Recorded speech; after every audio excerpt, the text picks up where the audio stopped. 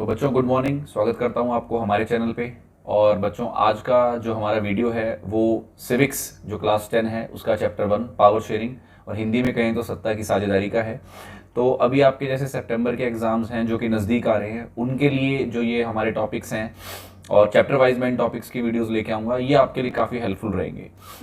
और उम्मीद करता हूँ कि आपको हमारी ये वीडियोज़ हैं काफ़ी पसंद आएंगी। हिंदी मीडियम और इंग्लिश मीडियम दोनों को ही मैंने साथ में लेके ही वीडियोज़ बनाई हैं। तो स्टार्ट करते हैं आज बेटा बच्चों पहला चैप्टर पावर शेयरिंग का। और इस वीडियो को अगर आप और अच्छी तरह शेयर करो, लाइक करो, तो ये वीडियो और लोगों के पास भी पहुँच सकती है। तो शुरू करते हैं हमारा पहला चैप्टर पावर शेयरिंग। तो बच्चों जो पावर शेयरिंग चैप्टर है, सबसे पहली बात तो जो टॉपिक्स हैं वो इस चैप्टर में जो हम कवर करेंगे वो आपका है दो कंट्रीज़ हैं, एक तो आपकी बेल्जियम है और एक आपकी श्रीलंका है। इन दोनों के अंदर कैसी अकोमोडेशंस थी, क्या इनमें कन्फ्लिक्ट्स थे, वो हम इस चैप्टर के अंदर डिस्कस करेंगे। उसके बाद श्रीलंका के अंदर जो मेजोरिटेरियनिज्म था वो क्या था, पावर शेयरिंग क्यों डिसेबल है और पावर शेयरिंग कितने टाइप की होती हैं, ये सभी पॉइंट्स हम इस चैप्टर के अंदर डिस्कस करके चलेंगे। ठीक है, तो स्टार्टिंग करते हैं बच्चों बेल्जियम से। तो बेल्जियम की अगर मैं बात कहूँ तो भाई एक यूरोप में एक कंट्री है, ठीक है। और अगर मैं ओवरऑल एरिया के हिसाब से बात करूं तो हमारा जो हरियाणा है इससे भी साइज के अंदर थोड़ी छोटी कंट्री आप देख सकते हो भाई, ठीक है। ये आपका बेल्जियम है और इसकी कैपिटल की अगर मैं बात करूं तो कैपिटल का नाम है ब्रुसेल्स। ठीक, तो ये आपकी एक यूरोपियन कंट्री है और जिसके बॉर्डर्स आप ये लेके चलो फ्रांस, नीदरलैंड, जर्मनी और लग्जमबर्ग इनसे लगते हैं। ठीक, एरिया वाइज मैं आपको बता चुका हूँ और जो कैपिटल है वो है आपकी ब्रुसेल्स है। अब जो ये आपकी बेल्जियम सिटी थी, सॉरी बेल्जियम आपकी कंट्री थी, इसके अंदर जो ब्रुसेल्स था वो इसकी जो कैपिटल है उसमें और ओवरऑल जो कंट्री है उन दोनों के अंदर लैंग्वेज स्पीकिंग का थोड़ा सा कन्फ्लिक्ट था। यानी अगर मैं बात करता हूँ भैया आपके बेल्जियम की अगर मैं बात करता हूँ तो बेल्जियम के अंदर 59% लोग, ठीक है, जो डच बोलते थे वो फ्लेमिश रीजन में रहते थे। 40% लोग फ्रेंच बोलते थे, वो वेलोनिया रीजन में रहते थे। और 1% जो जनसंख्या थी वो आपकी जर्मन बोलती थी। ठीक, लेकिन अगर मैं बात करूं ब्रुसेल्स की तो ब्रुसेल्स के अंदर 80% लोग जो थे वो फ्रेंच बोलते थे और सिर्फ 20% लोग जो बचे रह गए हैं वो आपके बोलते थे डच लैंग्वेज। तो यानी अगर दोनों को कंपेयर किया जाए बेल्जियम को और ब्रुसेल्स को तो दोनों में जो रेशियो था लैंग्वेज बोलने का वो टोटल ऑपोजिट था। यानी फ्रेंच बोलने वाले बेल्जियम के अंदर, सॉरी ब्रुसेल्स के अंदर ज्यादा थे। और अगर मैं बात करता हूं भाई ओवरऑल बेल्जियम की तो डच स्पीकिंग कम्युनिटी पूरे बेल्जियम के अंदर ज्यादा थी। ठीक, तो अब टेंशन के बाद जो अकोमोडेशन है वो कैसे बेल्जियम गवर्नमेंट ने बनाई वो हमने इसमें स्टडी करना है। तो सबसे पहले जो टेंशन हुई वो बेसिकली क्या हुई, जो माइनॉरिटी फ्रेंच स्पीकिंग कम्युनिटी थी वो काफी रिच और पावरफुल थी अपने ब्रुसेल्स के अंदर, और जो डच स्पीकिंग कम्युनिटी थी इकोनॉमिक डेवलपमेंट का जो बेनिफिट था वो मिल नहीं पाता था। और जिसकी वजह से 1950 और 60s के बीच में बेल्जियम के अंदर कन्फ्लिक्ट पैदा होने लगा इन दोनों जो लैंग्वेज बोलने वाले लोग थे इनके बीच में। ठीक है, यहां पर मैंने दिखाया हुआ है ब्रुसेल्स के अंदर क्या था, ठीक है, और ओवरऑल जो बेल्जियम है उसमें क्या कुछ था। तो कन्फ्लिक्ट्स की वजह से जो सरकारें थी उन्होंने आपस में बैठ के थोड़ा सा डिस्कशन किया और उसके बाद वो एक ऐसी अकोमोडेशन बेल्जियम में लेके आए जिससे आने वाले टाइम के अंदर कभी वैसी समस्या नहीं आई। उन्होंने एक तरीका निकाला, जैसे कि उन्होंने सबसे पहले क्या किया, and French speaking minister in the central government, यानी जो सेंट्रल गवर्नमेंट थी, यानी जो समझदारी की बात करूं या सत्ता की भागीदारी की बात करूं तो उन्होंने क्या किया, सेंटर और स्टेट यानी केंद्र सरकार और राज्य सरकार, ये दो टाइप की सरकारें वहां चलती थी। इसके अंदर उन्होंने 50% डच और 50% जो फ्रेंच लोग थे इनको सेंट्रल गवर्नमेंट के अंदर मिनिस्टर्स अपॉइंट करना शुरू कर दिया ताकि जो कन्फ्लिक्ट है वो ना रहे, डच और फ्रेंच दोनों के लोग इक्वल साझेदारी के अंदर पार्लियामेंट के अंदर बैठ सकें। उसके बाद many powers of the central government have been given to the state government, state government को भी काफी हद तक कुछ पावर्स थी जो सेंट्रल गवर्नमेंट से स्टेट गवर्नमेंट को दी गई थी। ठीक, सेपरेट गवर्नमेंट बनाई ब्रुसेल्स के अंदर जहां पर दोनों कम्युनिटीज के इक्वल रिप्रेजेंटेशन के लोग बैठते थे।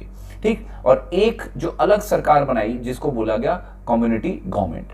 This government has the power regarding cultural, educational and language related issues.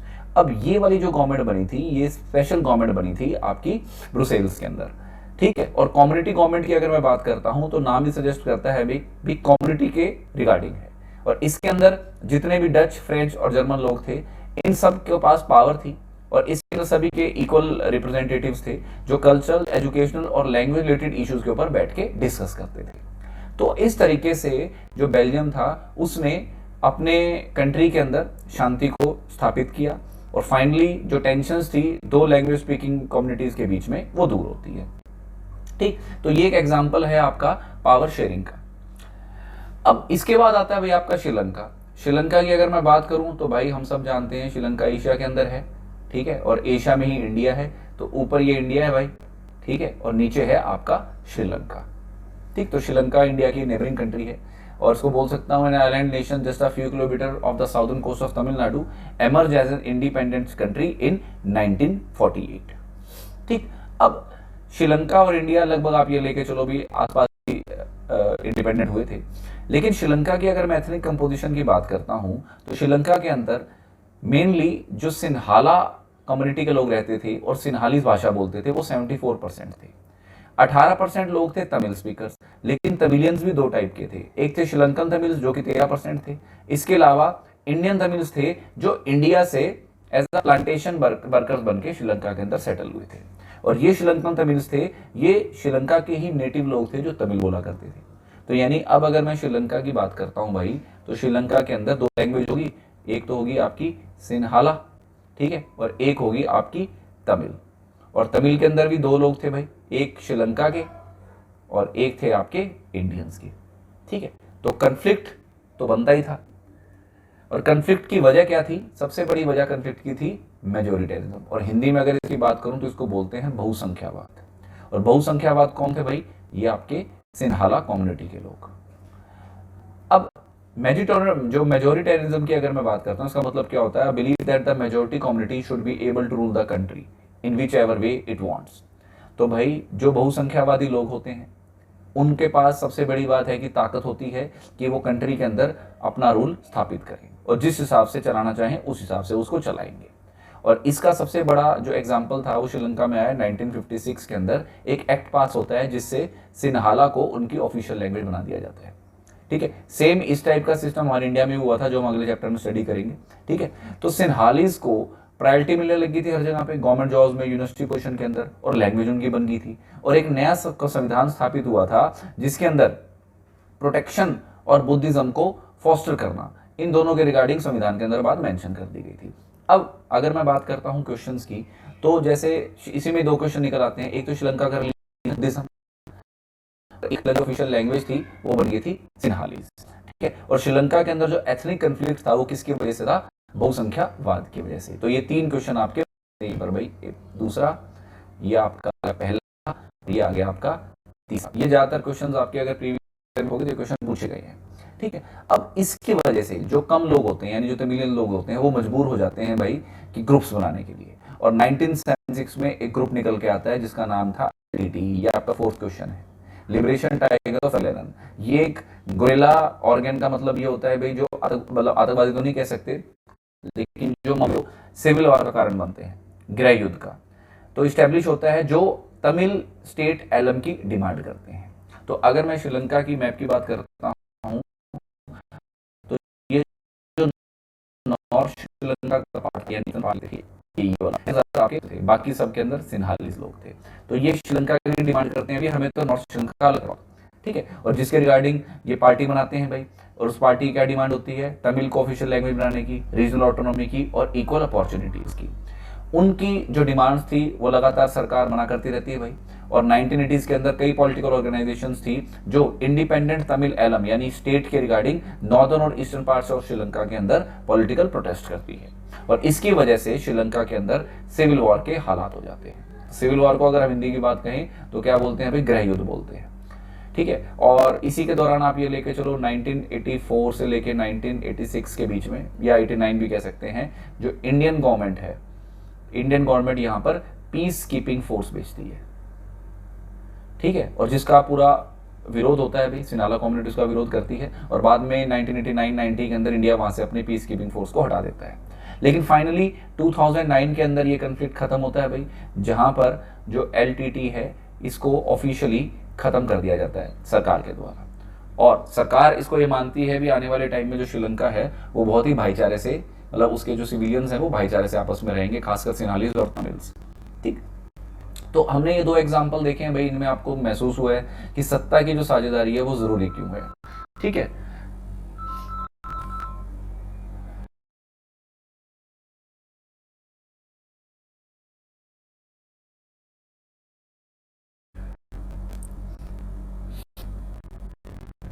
अब अगर आपके पास क्वेश्चन आता है भाई कि श्रीलंका के अंदर जो एथनिक कन्फ्लिक्ट था वो क्या था, ठीक है, वो हम स्टडी कर चुके हैं। इसके अलावा बेल्जियम के अंदर था, बेल्जियम की जो कम्युनिटी गवर्नमेंट थी वो कैसी थी, श्रीलंका की मैक्सिमम जो बोलने वाली लैंग्वेज कौन सी है, रिलीजन कौन सा शेयर करते हैं, तो लगभग ये क्वेश्चन हम पिछले 2-3 टॉपिक्स में डिस्कस कर चुके हैं। अब जो एक और क्वेश्चन आता है जो लगभग आप ये चलो भाई 3 नंबर के अंदर किया जाता है कि पावर शेयरिंग डिजायरेबल क्यों है, सत्ता की साझेदारी जरूरी है। तो बेसिकली दो रीजन है भी, एक प्रूडेंशियल और एक आ जाता है मॉरल रीजन। प्रूडेंशियल रीजन की बात करता हूं, these are the reasons based on the prudence I on careful calculation of gains and losses, while moral reasons are based purely on moral consideration. Prudential reason की बात करूं तो ये basically फायदा और नुकसान इनके कैलकुलेशन के बेस के ऊपर होते हैं, और मॉरल रीजंस की बात करूं तो इनको बोला जाता है स्पिरिट ऑफ डेमोक्रेसी। ठीक है, तो ये डेमोक्रेसी की आत्मा है, यानी अगर लोकतंत्र की बात करूं तो मॉरल रीजन ही लोकतंत्र की आत्मा बनते हैं। और प्रूडेंशियल रीजन है, ये किस बात पे दबाव डालते हैं, that power sharing will bring out better outcomes, while moral reason emphasize that a very act of power sharing is valuable। यानी अगर मैं सिंपल आपको भाषा में समझाऊं तो प्रूडेंशियल रीजन का मतलब क्या होता है कि जो पावर शेयरिंग है वो कंफ्लिक्ट रोकने के अंदर मददगार है।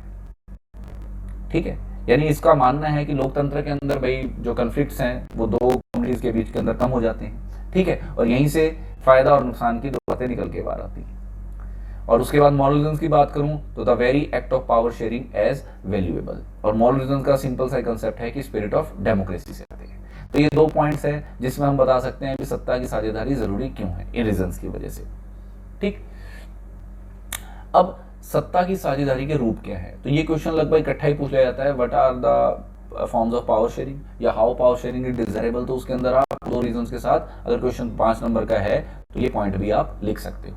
तो सबसे पहले अगर मैं बात करता हूँ भी पावर शेयरिंग की, तो पावर शेयरिंग आपकी दो टाइप की होती है, हॉरिजॉन्टल और वर्टिकल। इसको हिंदी के अंदर भी मैं अगले उसके अंदर लेके आऊँ, उनका डिफरेंस जो है वो मैंने बताया हुआ है।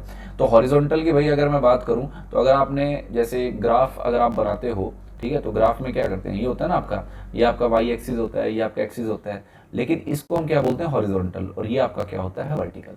तो वर्टिकल की अगर मैं बात करूं जो खड़ा लेवल होता है वो कुछ ऐसा है, और इसके अंदर आप देख सकते हो कि सेंट्रल गवर्नमेंट, स्टेट गवर्नमेंट और लोकल गवर्नमेंट, इस टाइप की जो पावर शेयरिंग है वो वर्टिकल डिस्ट्रीब्यूशन के अंदर आती है, और इसको बोलते हैं फेडरल गवर्नमेंट, यानी जो संघीय सरकार है।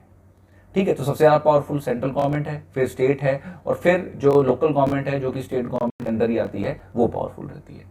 लेकिन अगर मैं बात करूं हॉरिजॉन्टल डिस्ट्रीब्यूशन ऑफ पावर, जो पावर शेयरिंग है, इसमें लेजिस्लेचर, एग्जीक्यूटिव और जुडिशरी तीनों इकट्ठे लेवल के ऊपर आते हैं, ना कि इंक्रीजिंग और डिक्रीजिंग। इसके पास अपनी पावर है, इसके पास अपनी है, और इसके पास अपनी है। और लिखा भी हुआ भाई, it also allows different organs of government placed at same level to exercise the different powers. It ensure that no organ can exercise unlimited power, and this arrangement of system is also known as checks and balances. ये भी important है भाई। ठीक है, तो ये basically आपकी, अगर मैं डायग्रामेटिकली बताऊं तो ये दो टाइप्स हैं आपके पावर शेयरिंग के फॉर्म के। अब अगर मैं हिंदी में बताऊं तो हॉरिजॉन्टल पावर शेयरिंग को हम क्षैतिज वितरण बोलते हैं, और वर्टिकल पावर शेयरिंग को बोलते हैं ऊर्ध्वाधर वितरण। तो हॉरिजॉन्टल बात करूं तो power is shared among government different organs of the government such as legislature, executive and judiciary. Legislature जो कानून बनाता है, एग्जीक्यूटिव जो कानून एग्जीक्यूट करता है यानी कानून लागू करता है, और जुडिशरी को हम बोलते हैं न्यायपालिका जो लॉ को समझाता है। और इसके अंदर जो पावर होती है वो different organs of the government में होती है, जैसे union, state and local level. दूसरा पॉइंट है जो organs of the government are placed at the same level and the power involve the highest and the lower level of the government. इसमें जो organs हैं, यानी अगर मैं बात करूं लेजिस्लेचर, एग्जीक्यूटिव, जुडिशरी, ये सारे एक लेवल पे होते हैं। ठीक है, और ये डिफरेंट पावर एग्जीक्यूट करते हैं इंडिपेंडेंटली। लेकिन अगर मैं वर्टिकल की बात करूं तो हाईएस्ट लेके लोएस्ट, यानी हाईएस्ट पे आपका सेंट्रल गवर्नमेंट है और लोएस्ट पे आपका क्या आता है, लोकल गवर्नमेंट। उसके बाद check on the use of power of the government and no concept of checks and balance. इस केस में चेक्स और बैलेंस कुछ था, इसके अंदर पूरा चेकिंग और बैलेंस चेक किया जाता है पावर का गवर्नमेंट के अंदर। ठीक, ensure the concept of expansion of democracy, ये होती है डीपनिंग ऑफ डेमोक्रेसी। ये इस कंसेप्ट को इंश्योर करते हैं कि डेमोक्रेसी एक्सपेंशन के अंदर है। ये कंसेप्ट लेके चलते हैं डीपनिंग ऑफ डेमोक्रेसी का, यानी लोकतंत्र की गहराई को नापने के लिए। ठीक है, तो ये बेसिकली आपका डिफरेंस है। तो ये 3 से 4 नंबर के अंदर आपके ये क्वेश्चन आते हैं। तो इसमें मैं 4 पॉइंट्स लेके चला हूँ और ये पॉइंट्स आपके लिए सफिशिएंट रहेंगे बताने के लिए। ठीक है, और ये अगर मैं बात करूँ तो अगर डिफरेंट ग्रुप्स की बात करते हैं तो इसके अंदर power also shed up different groups as religious and linguistic group and weeks.